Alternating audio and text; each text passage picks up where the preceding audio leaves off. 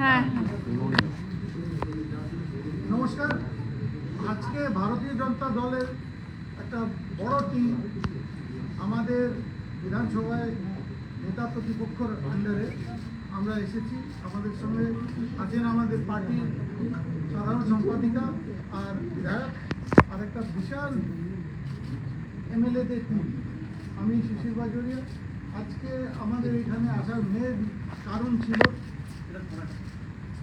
গতকাল পরিষ্কার ভাষায় মুখ্যমন্ত্রী বলে দিলেন কি কি করতে হবে, কিভাবে ভোটার লিস্টটা ইনক্লুড করতে হবে।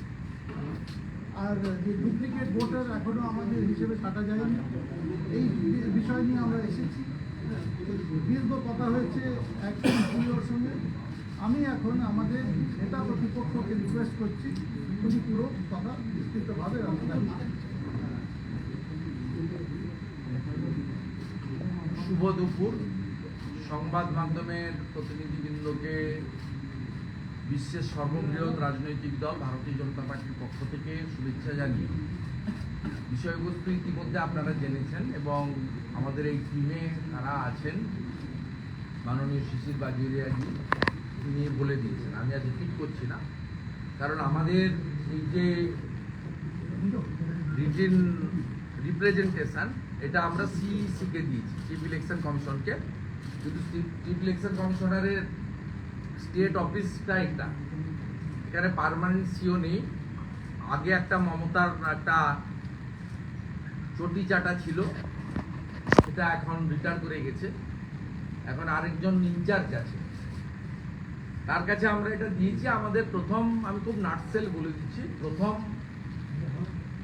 আমাদের ডিমান্ড এবং বক্তব্য ছিল যে আজকে দুটো পার্ট আছে। দেখুন, সকালবেলা আমি একটা কমপ্লেন 10টার সময় পাঠিয়ে এক্স হ্যান্ডেলে দিয়েছি এবং সেটা দিল্লিতে যেখানে যেখানে পাঠানোর পাঠির সঙ্গে ভিডিও ফুটেজ তার বাংলাটাকে ইংরেজি করেও দিয়ে দেওয়া হচ্ছে। সেটা তো অন্য ইস্যু, সেটা হচ্ছে ইলেকশন কমিশনারের নিয়োগ সংক্রান্ত যে প্রশ্ন উনি করেছেন সেটা নিয়ে, সেটা পার্ট আলাদা, সেটা এখানে নেই। কিন্তু এখানে বাকি যা যা আছে আমাদের মিডিয়া গ্রুপে আমরা দিয়ে দেবো, আপনারা ডিটেলস পেয়ে যাবেন। আমি খুব সংক্ষিপ্তভাবে বলি। এক হচ্ছে সিও ইনচার্জকে আমরা বলেছি এটা ইমিডিয়েট থ্রু মেল আপনাকে পাঠাতে হবে এবং আপনি গতকাল একটা ভার্চুয়াল করেছেন ডিএমদের সাথে, আমাদের কাছে সব খবর আছে। সেটা মুখ্যমন্ত্রীর ওখানে দাবড়ানির ভয়ে বা যাই হোক করেছেন। আজকে আমাদের যুক্তিতে একটা ভিডিও কনফারেন্স বা ভার্চুয়াল কনফারেন্স আপনাকে করতে হবে। সেটা কি কি বলতে হবে খুব লজিক্যালি আমরা বলেছি যে মুখ্যমন্ত্রী তিনি রাজনৈতিক নেতা নেত্রী, ঠিক আছে, কিন্তু কালকে তিনি কিছু কথা বলেছেন ইআরও অর্থাৎ অ্যাডিশনাল রিটার্নিং অফিসার এবং ডিস্ট্রিক্ট ম্যাজিস্ট্রেটদের উদ্দেশ্যে যে কেউ ভালো কেউ খারাপ, কেউ প্যাকেট নিচ্ছেন, মানে সরাসরি ব্রাইবের কথা বলেছেন। সেকশন অফ ইআরও ডাটা এন্ট্রিতে নাকি আমরা লোক ঢুকিয়ে দিয়েছি। উনি কান দিয়ে দেখেন, মানে কতটা তিনি কিভাবে বলেছেন আমরা জানি না। দুটো কোম্পানির নামও বলেছেন, সব আজগুবি কথাবার্তা। আজগুবি কথাবার্তা, এর সঙ্গে বাস্তবের কোনো সম্পর্ক নেই। কিন্তু তিনি, তার অধিকার আছে এমসিসির সময়ের বাইরে তিনি যে কোনো মঞ্চ থেকে বিডিওকে, ওসিকে, আইসিকে, এসপিকে, ডিএমকে, ব্যুরোক্র্যাটকে, তার পার্টির জনপ্রতিনিধি এবং পার্টি বা কর্মচারীদেরকে তিনি বলতে পারেন। ওনার তো পার্টি নয়, পারিবারিক পার্টি, কর্মচারী। কিন্তু তিনি কালকে এআরও বলেছেন, ভোটার লিস্ট বলেছেন, যেগুলো এখতিয়ার বহির্ভূত। এআরও কে নির্দেশ দিতে পারেন, আরও কে নির্দেশ দিতে পারেন district election officer, that means district magistrate, district electoral অফিসারকে ডাইরেকশন দিতে পারেন CEO of the state, chief election officer of the state, আর CEO control by the CEC Delhi. এই প্রক্রিয়াতে যত বড় আপনার ক্ষমতাশালী লোক হন না কেন, পুলিশ থাকুক, গুন্ডা থাকুক, শাহজাহান থাকুক, যা খুশি থাকুক সঙ্গে, আপনি বলতে পারেন না। আজকে ভার্চুয়াল করে বলতে হবে মুখ্যমন্ত্রী যে ভয় দেখিয়েছেন এআরওদের, ডিএমদেরকে কেউ যেন ভয় না পায়। কারণ আমি এই পিসি থেকে পশ্চিম বাংলার দলদাস স্থাবক ডিএমদের একটা অংশকে বলতে চাই, সবাই নয়। ইলেকশন কমিশনের পাওয়ার সম্পর্কে আপনারা জানেন, অন্ধ্রপ্রদেশে 3 জন ডিস্ট্রিক্ট ম্যাজিস্ট্রেট 24 সালে ওখানকার প্রেজেন্ট গভর্নমেন্টকে ফেভার করেছিল বলে সাসপেন্ড হয়ে আছে, এখনো সাসপেনশন ওঠেনি। তাদের ক্যারিয়ারে কিন্তু প্রশ্ন চিহ্ন করে দিয়েছে। Election commission is supreme authority, constitutional body. তাই আপনারা ভেবে নিন কার কথা শুনবেন। মুখ্যমন্ত্রীর কথা শুনবেন ভালো পোস্টিং এর জন্য, না নিজের ক্যারিয়ার বাঁচাবেন, চাকরি বাঁচাবেন। আমরা কিন্তু ছাড়বো না, এটা আমরা পরিষ্কার বলেছি। আপনি ভার্চুয়াল করে আগে কনফিডেন্স বিল্ড আপ করুন। ডিমোরালাইজ করেছেন মুখ্যমন্ত্রী। ARO means deputy collector, deputy magistrate of the আপনার সাব ডিভিশন ইনক্লুডিং বিডিও। আমরা বলেছি a section of BDO, a section আবার বলছি, সবাই নয়, 15, 16, 17, 18-তে পিএসসিতে সাদা খাতা দিয়ে বিডিও হয়েছেন এবং অবৈধ ওবিসির তালিকায় তাদের নাম আছে, যে তালিকা কলকাতা হাইকোর্টের ডিভিশন বেঞ্চ খারিজ করেছে। 77টা কমিউনিটি, সম্মানীয় বিচারপতি তপব্রত বাবু এবং রাজাশেখর মান্থার বেঞ্চ যেটা ক্যান্সেল করেছে এবং সুপ্রিম কোর্টে গেছিলেন রাজ্য সরকার, স্টে পায়নি। তারা তাদের ভবিষ্যৎ বাঁচানোর জন্য মুখ্যমন্ত্রীর কথা তালিম করবেন। আপনি ইমিডিয়েট এ বিষয়ে নজর রাখুন। তৃণমূলের বহু জায়গায় লোকজন তারা মিটিং ডাকছেন।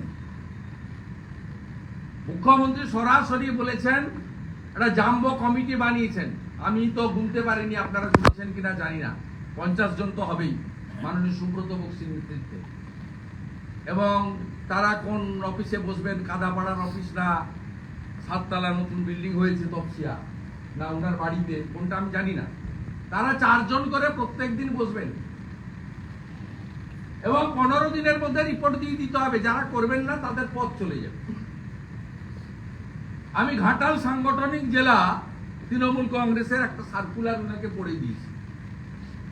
সেখানে লিখছে আবর্জনা মুক্ত ভোটার লিস্ট তৈরি করার জন্য রবিবার সকাল 11টায় ডেবরা অডিটোরিয়ামে জমায়েত হন। তুমি কে হরিদাস ভোটার লিস্টে হস্তক্ষেপ করো?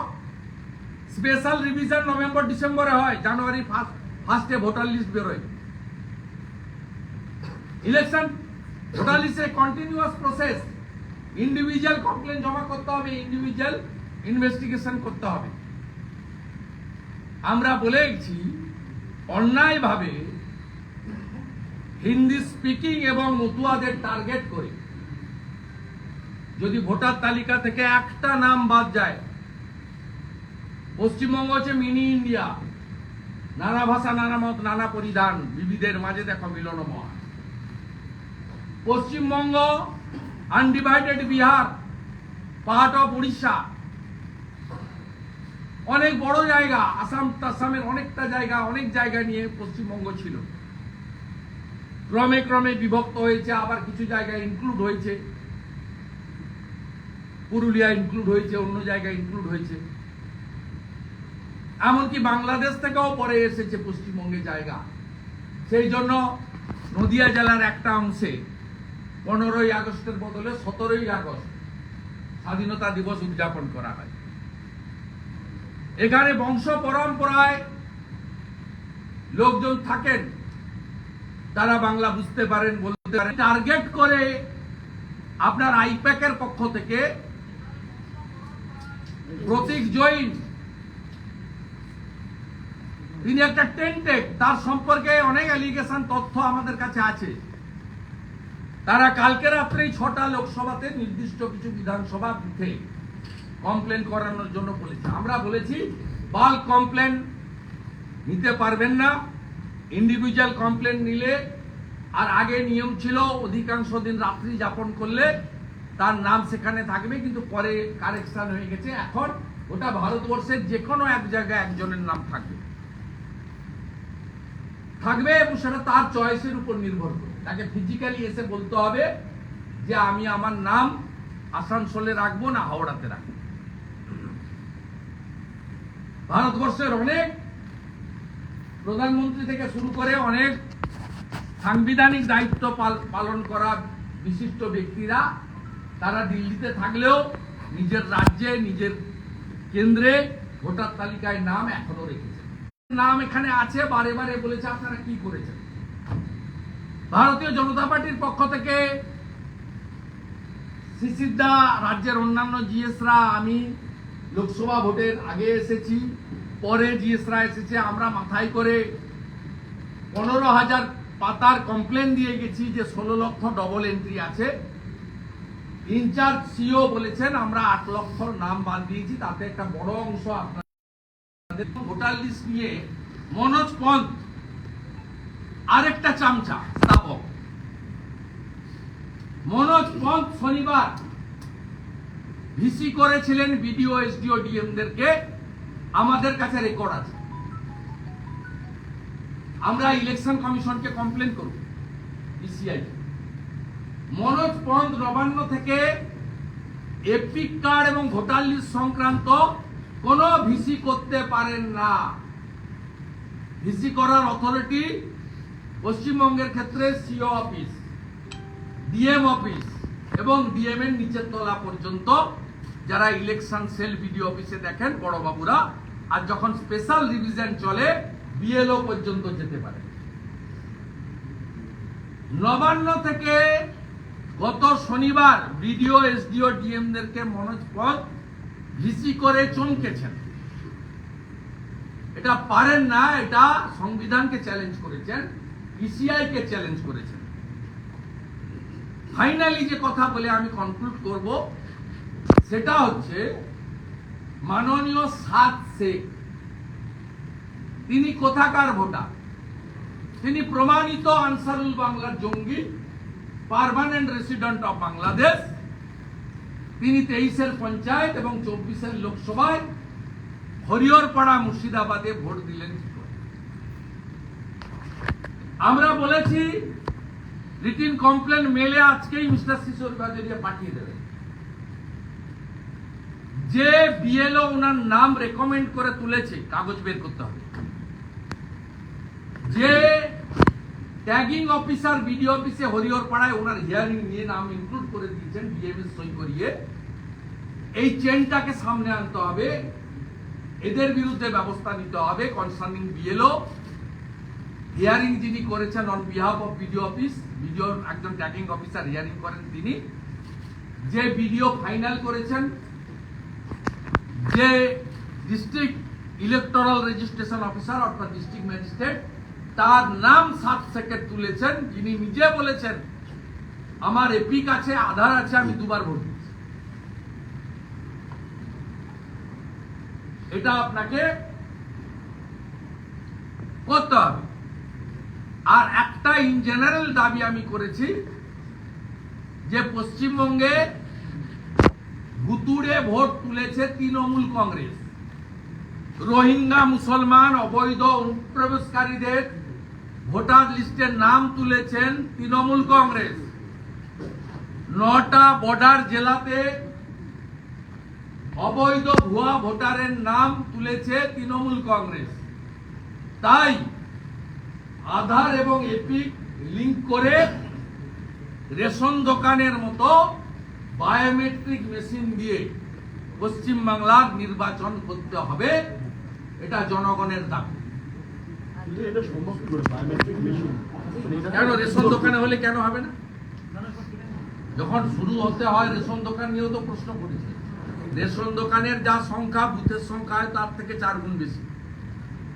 যদি 10,000 রেশন দোকানে বসতে পারে, 80,000 বুথে বসবে না কেন? আপনি কি এই দাবিটা শুধুমাত্র কোনো একটি রাজ্যকে কেন্দ্র করে, মানে পশ্চিমবঙ্গ রাজ্য? পশ্চিমবঙ্গের কথা বলো। এত রোহিঙ্গা অনুপ্রবেশকারী ভোটার নেই, অন্য রাজ্য তো সাফ করে দিয়েছে, দিল্লি তো সাফ করে দিয়েছে, মহারাষ্ট্র শুরু করেছে সাফ করা। আপনি আজকে চিঠিও দিয়েছেন সিইও কে। সেটা তো কালকে মুখ্যমন্ত্রী উনার রিক্রুটমেন্ট অ্যাপয়েন্টমেন্ট প্রক্রিয়াকে চ্যালেঞ্জ করেছেন। এবং উনি election গত commission এক বছর ইলেকশন কমিশনের one of the important member. আজকে তিনি ইসিআই হয়েছেন, সিইসির দায়িত্ব নিয়েছেন, চিফ হয়েছেন। মুখ্যমন্ত্রী তার আনুগত্য নিয়ে প্রশ্ন তুলেছেন। তিনি তারকে কোঅপারেটিভ ডিপার্টমেন্টের সেক্রেটারি ছিলেন, কোঅপারেশন ডিপার্টমেন্টের, তার মন্ত্রী অমিত শাহজি সেটা চ্যালেঞ্জ করেছেন। একটা veteran senior IAS officer, constitutional post, যেখানে চিফ প্রাইম মিনিস্টারের লিডারশিপে ডিসিশন হয়, যেখানে লোকসভার এলওপি থাকেন, প্রশ্ন তুলন কি করে? আপনি পশ্চিমবাংলার লোকায়ুক্ত করেছেন এলওপি কে রেখে, ইনফরমেশন কমিশনার করেছেন এলওপি কে রেখে, আপনাকে হাইকোর্ট সুপ্রিম কোর্ট বলার পরেও আপনি সিকিউরিটি কাউন্সিলের মিটিং ডাকেন, আপনি সিএজি রিপোর্ট সাবমিট করেছেন কোনোদিন বিধানসভায়? আপনার বিধানসভায় লোকায়ুক্তের রিপোর্ট সাবমিট হয়েছে? সমস্ত ট্রান্সপারেন্ট এবং কনস্টিটিউশনাল বডিকে আপনি এখানে ডিফাইন করে যে নরেন্দ্র মোদীজির নেতৃত্বে ট্রান্সপারেন্ট পলিসিতে রিক্রুটমেন্ট হয়েছে একজন সিনিয়র আইএএস অফিসার, যিনি লোকসভা নির্বাচন সফলতার সঙ্গে করেছেন, ওয়ান অফ দি, মানে 3 জনের মধ্যে ওয়ান অফ দি মেম্বার ছিলেন, তার ইন্টিগ্রিটি নিয়ে প্রশ্ন তুলেছেন। তাহলে আপনার সিও মতে যে লোকগুলো কাজ করত, পশ্চিম বর্ধমানে ডিএম করেছেন, মালদার ডিএম করেছেন, মুর্শিদাবাদের ডিএম করেছেন, এবার তো আমরা প্রশ্ন তুলবো ভোটের সময়, যে এরা সিও মতে কাজ করেছিল, বা আপনার ভূমি সংস্কার দপ্তর, আপনার স্বাস্থ্য দপ্তর, আপনার পুলিশ দপ্তর, আপনার পার্বত্য উন্নয়ন দপ্তর, আপনার মাইনরিটি অ্যাফেয়ার্স দপ্তর, আপনার হাতে কিছুদিন কৃষি দপ্তর ছিল, যারা যারা ছিল সব লোকগুলোর তারা আইএএস পাস করেছেন, সিনিয়র অফিসার হয়েছেন, তাদের আনুগত্য এবং কর্মদক্ষতা নিয়ে প্রশ্ন তোলা যায়? You chief minister crossed your limitation yesterday. You are violating constitution. You are maligning the chief election commissioner chair. It's not tolerable. This is India. আমাদের সব কথার শেষ কথা হচ্ছে বাবা সাহেব ভীমরাও আম্বেদকরের সংবিধান। যে চ্যালেঞ্জ করবে